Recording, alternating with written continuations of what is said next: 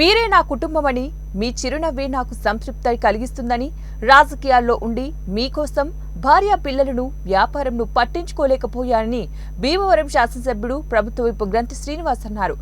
Lutheran పాఠశాల ప్రాంగణంలో శనివారం నిర్వహించిన ఇండ్ల స్థలాల పట్టాల పంపిణీ కార్యక్రమంలో ఆయన ముఖ్య అతిథిగా పాల్గొన్నారు.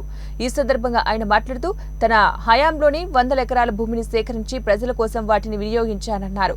మొదటగా తాడేరు రోడ్లో 11 ఎకరాల భూమిని సేకరించి వందలాది ఇళ్లు నిర్మించారన్నారు. తర్వాత అదే రోడ్లో 126 ఎకరాలు సేకరించడం వల్ల నేడు వేలాది టిడ్కో ఇళ్లను నిర్మించుకోగలిగామన్నారు. హెడ్ వాటర్ వర్క్ సమీపంలో 120 ఎకరాలు భూమిని గతంలో శాసనసభ్యుడిగా ఉన్నప్పుడు సేకరించారని, దానివల్ల ఆనాడు 60 ఎకరాల భూమిలో సమ్మర్ స్టోరేజ్ ట్యాంకర్ నిర్మించడంతో పాటు ఇటీవల కాలంలో మరో 60-70 ఎకరాల్లో పేదలకు ఇల్లు నిర్మిస్తున్నానని తెలిపారు.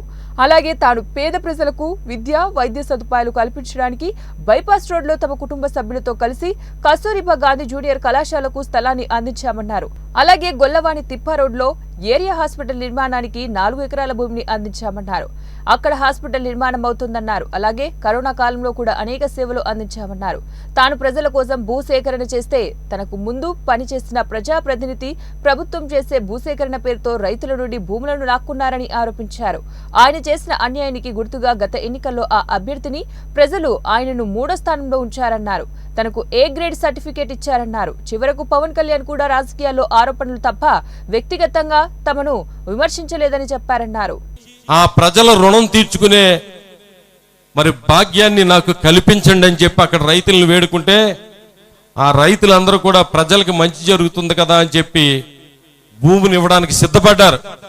పేద అవకాశంగా తీసుకుని అక్కడ రైతులందరికీ ఒక మాట చెప్పాడు. ఆయన ఏం చెప్పాడంటే, మీరు ప్రభుత్వానికి భూమి ఇస్తే కనుక, మీకు ప్రభుత్వం నుంచి డబ్బులు రావడం ఆలస్యం అయిపోతే కనుక, కాబట్టి ఆ భూమి నా పేరున రాయండి.